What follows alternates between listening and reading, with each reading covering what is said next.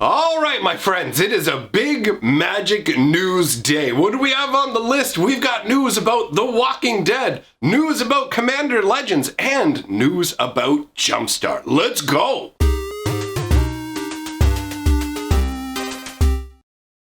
Greetings, owners of fine luxury cardboard rectangles, and welcome to your Friday news update. Don't ask me why I'm including the day, because it's not like I'm going to make this a regular thing on Friday, but hey, whatever. I said it, you heard it, deal with it.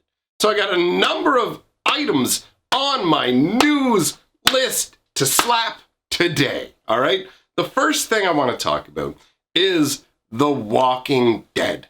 Now, The Walking Dead has tripled or quadrupled in price depending on which Walking Dead you're talking about. Might sound a little confusing, but you may not know this. There is a random common from Magic's history called Walking Dead. So it is The Walking Dead. So that card has had a price bump alongside the actual secret layer. Since I imagine you probably care more about the secret layer than you do the single, let's talk about the secret layer first. So, the secondary market prices that are being established right now for the secret layers actually exceed over $200. So we've reached the point where it's past the window where you can order this secret layer. You can't purchase it anymore.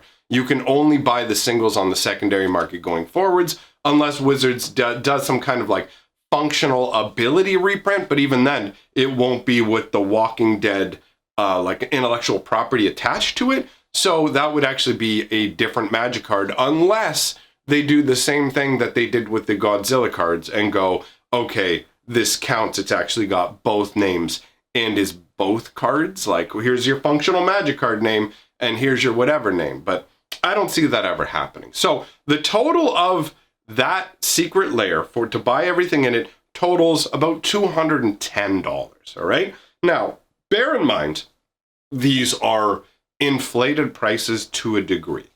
Yes, there is no more supply of this coming, but at this time, most people don't have their secret layers. Secret layers have a notoriously long wait window.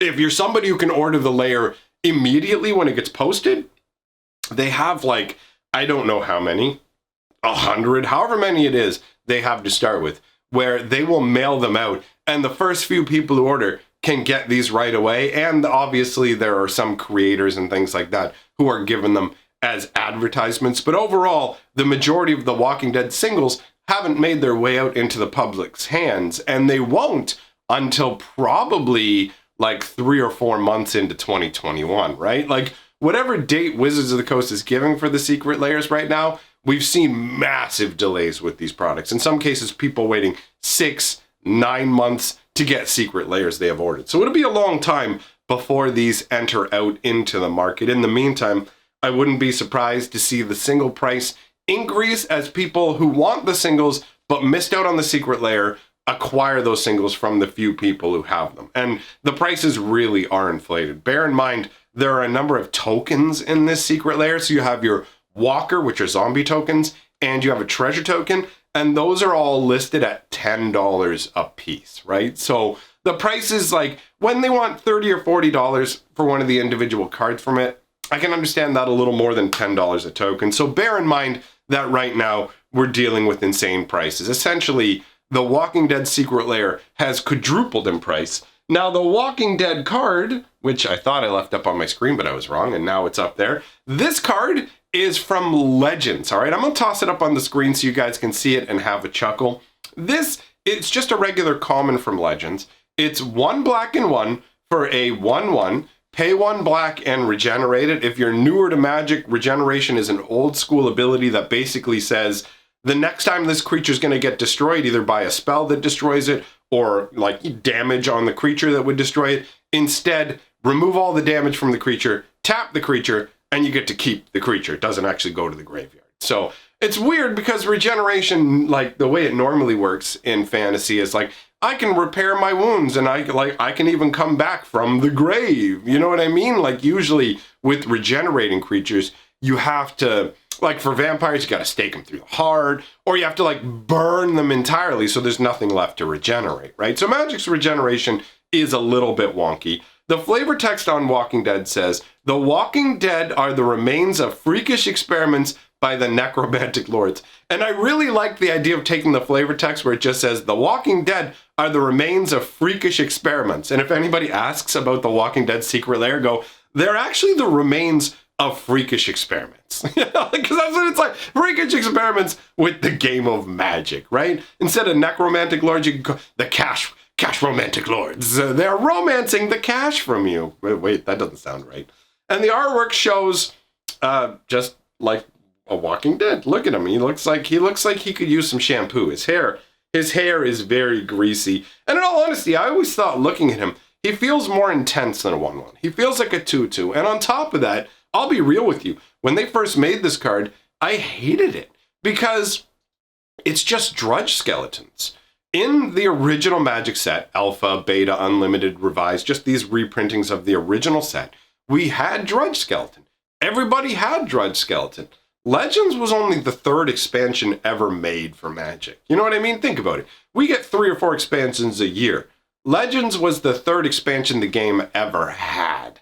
And we're already getting exact reprints, pretty much. You know what I mean? Like, it's got a different name, but it's the exact same card. So I didn't like it from that perspective.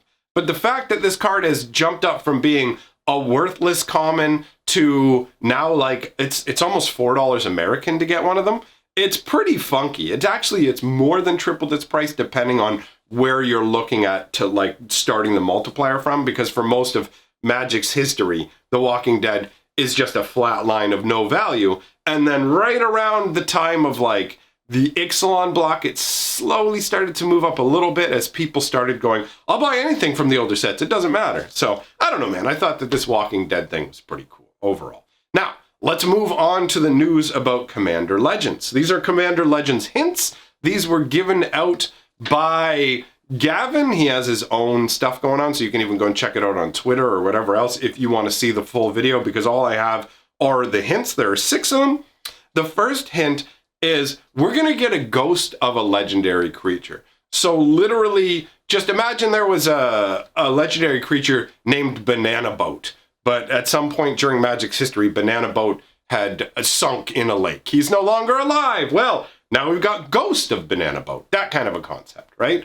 So the ghost of insert name, to me, like the most obvious one that jumps right to the top of my head, maybe yours too, is Agris Kos from like the Ravnica storyline, because he ends up becoming a ghost. Like he is a kind of like a detective, right? He's like a policeman detective from Ravnica. He ends up losing his life, but his spirit is still bound to solve like whatever crime. So he's actually like literally used as a ghost in the story, and we've never had him as a ghost. Now, I'm not saying absolutely it will be him, but it really feels like he is an excellent candidate for the ghost of treatment. And I actually really like the idea of just going ghost of so-and-so. Here's a character you loved, here's their ghost.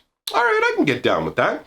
The second hint we have is we're going to be getting a reprint of a card that uses MTGO art. So for certain cards, there's art that only exists on MTGO. So there's, I'm pretty sure the Chalice of the Void that was done by Seb McKinnon, I'm pretty sure that artwork was an MTGO exclusive, and it's absolutely gorgeous artwork. So the idea that we're going to be getting a reprint with artwork that's only been available on MTGO is exciting to me, because I don't play MTGO very much. I don't really have any guesses for that one. The third hint we have is a fragment of an ability. There will be a card that says, you control your opponents while, and then it doesn't tell us what comes after the while. So it could be, you control your opponents while they choose sacrifice effects, for example. If your opponent has to choose a permanent sacrifice, you control your opponents while they choose that sacrifice or whatever. So it's like, it feels to me like a mini version of Mindslaver, where you're going to have control over your opponent, but it's going to be in a very niche way. But interestingly enough, it's all of your opponents. And that's what makes me think of something like being able to control sack effects or something like that. Like, I feel like it's going to be some more like niche kind of ability. I mean, it's not like you control your opponents during their attack phases. Like, okay, like that just seems too crazy to me. But who knows? Maybe they would do that as like until your next turn, you control your opponents while they have a combat phase, and it's a hugely expensive spell. I could see that for a commander, right? The fourth clue is we have a returning mechanic. Now, this mechanic has only been used on one plane. So not in one set automatically, but only on one plane of existence. So that means we could have returned to the world multiple times and seen the mechanic in multiple sets, but we've only seen it on one plane of existence. So that one for me doesn't get me too hyped because it could just be a boring return of a mechanic, right? We've got number 5, and that is a cycle of uncommon animal familiars that have partner. So I guess these are going to be legendary uncommon animal familiars that all have the partner keyword, so you can use them as a set of 2 commanders for your deck there.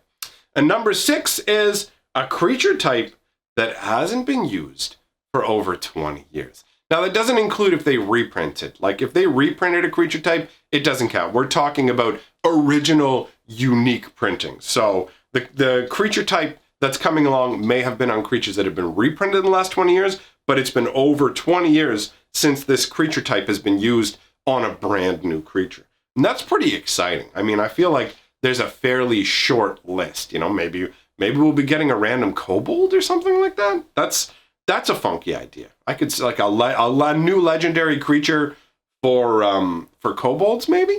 I don't know. All right, so the last, no, I got 2 more items on the list, I guess. I didn't even notice this last one. The next item on the list is talking about JumpStart here. So previously I said don't get your hopes up about JumpStart because there was such supply issues that there were parts of the world where they probably weren't even going to get JumpStart. Well, it looks like these supply restrictions have eased somewhat because now JumpStart is actually shipping out in locations like the United Kingdom, Germany. So if you've been waiting for JumpStart and holding your breath, you might actually still be able to get some JumpStart. So that's cool news. That is neat.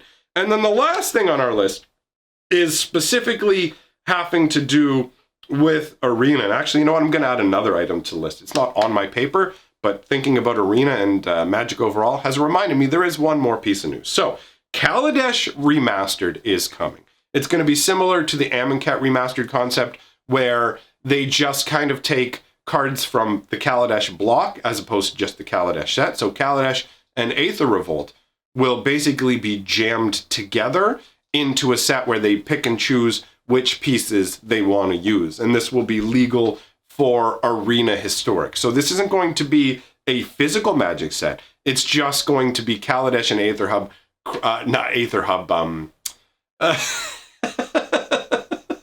Aether Revolt. My brain is like, right. Aether Hub's the land from it, right? So the I'll be real. I didn't care that much about the Kaladesh block, so I don't really care they were going back. When I talked a couple days ago about how I'm not a huge fan of like the science fiction-y, more mundane stuff, you know, Kaladesh had like helicopters and cars and stuff, and didn't feel particularly magical to me. So for me, Kaladesh ain't too exciting.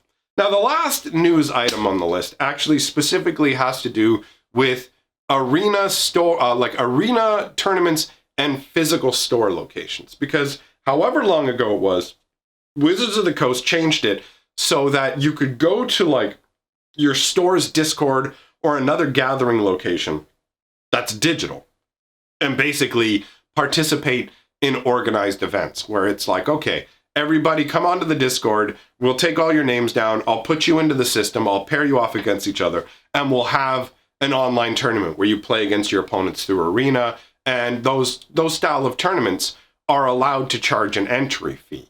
Well, Wizards just extended the banning of in-store play, so for the US and like Latin America parts of the world, they're still not allowed to run Magic tournaments physically. And Wizards of the Coast at this point has upped the amount that they're allowed to charge for the tournament. So up until now, the threshold was $10. They may have changed it to $15 at one point, I'm not sure. But it started out at $10, and that's the most you could charge players for entering the tournament. And now they've upped that cap to $25. I'll be real, I don't really understand what the point of creating that cap is. if you've got a store where a bunch of people want to play like a higher stakes $50 entry tournament, why can't they do that? It feels arbitrary, and I don't really see the point to it. Do you know what I mean? Like, in these times, why would Wizards limit how much money LGSs can make from that? So maybe there's just something I'm not seeing about it. I don't know. In my part of the world where we are right now, this whole like F&M through arena thing isn't really flying. And part of that is because where I am right now, we can still go to the LGSs. I'll be heading over there later today myself, right? Depending on where you live in Canada. If you lived, let's say you lived in Toronto, you're probably not gonna be able to go to the game stores there. Toronto is a massive, massive metropolitan city with a massive amount of people. So I think the game stores there, like in the biggest cities in Canada, a few of them, I think you can't go to LGSs. But overall, we can go to LGSs. So where I am, this sort of like digital tournament through arena thing has flopped pretty much. There was a little bit of people trying to get in on it at first before the shops opened back up, but now it's, for us here, it's whatever. So if you're somebody who lives somewhere where these digital tournaments are happening, if your store is actually firing these events off, let me know in the comments, because I haven't really heard about it happening anywhere, but I know that's partially because I'm just not exposed to the information about them, people doing it, right? So yeah, let me know if you know. And otherwise, just leave a comment telling me your thoughts on whatever part of the news is interesting to you or upsetting to you, whatever turns you crank, my friends. Life is short. Don't let it get you too down, all right? If you like what I'm doing, like, comment, subscribe. It's all great for the channel. If you love what I'm doing, jump on my Patreon. Absolute best way to help. Thanks for being here, my friends. Gonna leave a link up to a juicy Magic lore video. If you haven't seen it already, check it out. Enjoy it, because you deserve some awesome Magic lore. Goodbye for now.